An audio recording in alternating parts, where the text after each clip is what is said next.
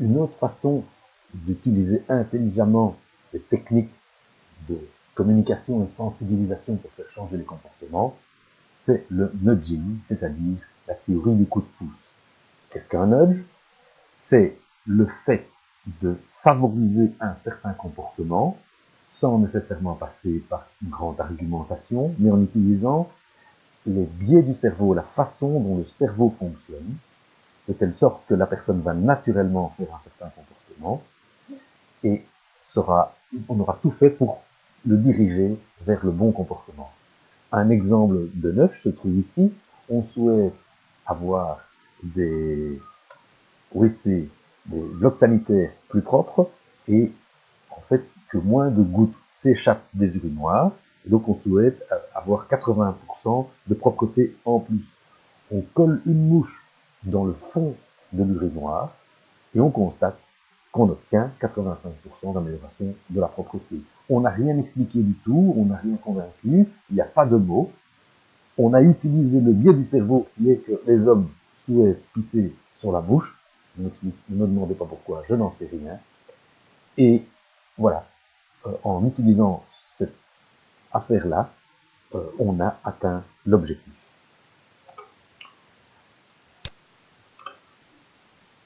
Alors, l'idée vient que nous prenons un maximum de décisions de manière automatique, mais que nos automatismes ont des biais.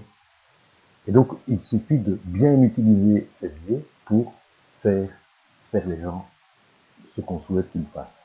Alors, les biais sont par exemple le biais de disponibilité. C'est que quand on prend une décision avec les disponibilités qu'on a à ce moment-là, et pas avec les conséquences qu'on peut connaître, mais qui seront plus tard.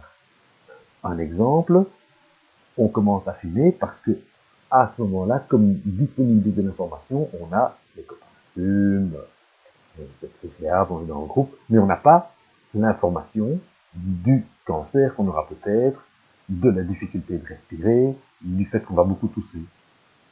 Et donc les conséquences sont lointaines, elles ne sont pas disponibles au moment où on fait l'acte, donc du coup c'est plus facile de faire l'acte qui ne contient pas les informations qui nous diraient de ne pas le faire.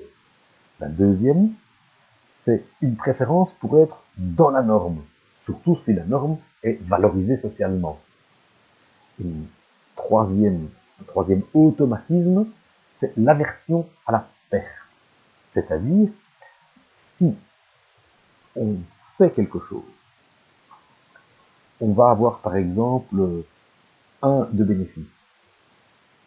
Si on ne le fait pas, on aurait 2 de perte. Eh bien, on va plutôt choisir de ne pas le faire pour éviter la perte. On donne plus d'importance au fait d'éviter la perte que d'avoir peut-être un bénéfice. Voilà. Tous ces mécanismes, on les connaît maintenant. Et donc, du coup, il suffit de placer les gens dans les situations où on leur donne la bonne information, où on leur dit qu'ils sont dans la norme, et où on évite une perte. Et donc, il suffit de mettre dans la communication ces éléments-là.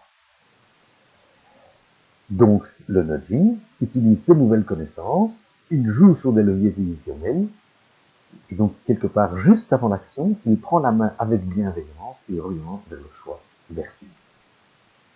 Premier exemple, ils sont tirés d'une revue de parcs naturels français qui ont donc utilisé cette technique de nudging dans une série d'éléments favorables au capital environnemental. On a moins d'exemples pour le capital social et le capital économique. Si à l'entrée d'un hébergement, on marque qu'il faut économiser l'eau, eh bien l'information a été enregistrée, mais elle sera largement, entre guillemets, oubliée le temps qu'on prenne de l'eau au robinet. Mettons l'information juste à côté du robinet. Et donc ceci est un autocollant qui est placé juste à côté du robinet. De telle sorte qu'au moment où on ouvre le robinet, on a l'information, elle est disponible à ce moment-là. Les gens, on leur dit qu'il ne faudrait pas prendre des douches de plus de 5 minutes. Si on demande aux gens s'ils sont d'accord avec ça, ils vont dire oui. Mais la disponibilité de ce qu'est 5 minutes, les gens ne l'ont pas. Ils sont très difficiles à estimer, une fois qu'ils font quelque chose, ce que c'est 5 minutes, ou 7 minutes, ou 6 minutes, ou 4 minutes. Et donc, qu'est-ce qu'on a fait? On a mis un autocollant, 5 minutes d'eau précieuse, et on a mis un sablier qui indique ce que c'est que 5 minutes. Et on l'a mis à hauteur des yeux. On a constaté que les gens se conformaient au fait de rester 5 minutes sur la douche, alors qu'avant, c'était nettement plus. On a incité les gens à utiliser l'évier que plutôt toujours inciter la douche. Et là, on a utilisé le biais de la valorisation sociale. Et on a donc mis un autocollant près de l'évier.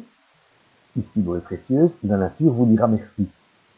Votre souplesse deviendra légendaire dans tout le parc national. Donc, voilà la valorisation sociale. Toujours le biais de disponibilité. Il y a les toilettes double flux avec un petit bouton et un grand bouton. Les gens ne savent plus, au moment où ils poussent, que l'un c'est 3 litres et l'autre c'est 6 litres. Et donc on a collé un autocollant le plus près du bouton possible, avec là où c'est 3 litres et là où c'est 6 litres.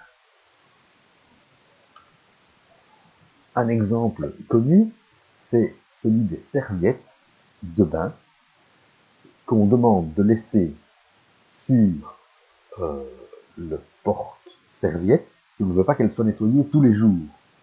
Alors, souvent, c'est si vous ne souhaitez pas que la serviette soit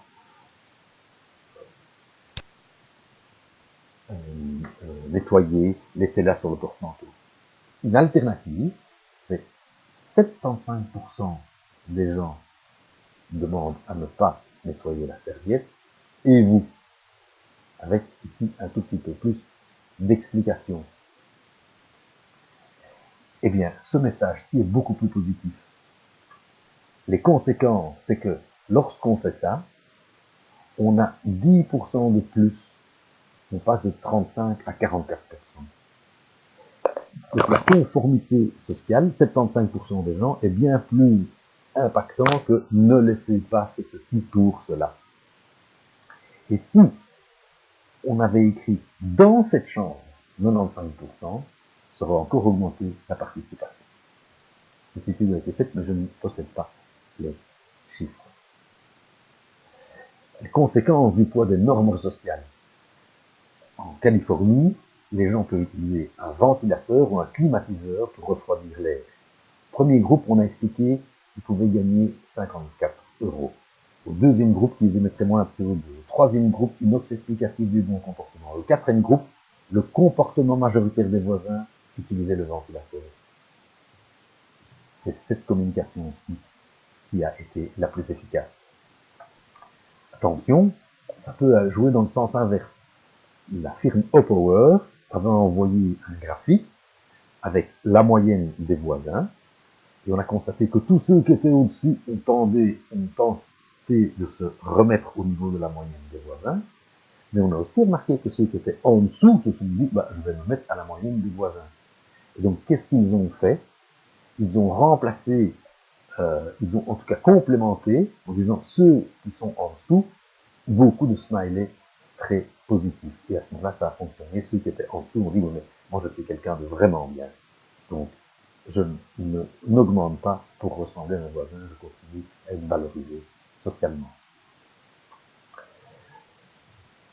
Nous allons nous arrêter là. Une prochaine vidéo parlera de la persistance du changement.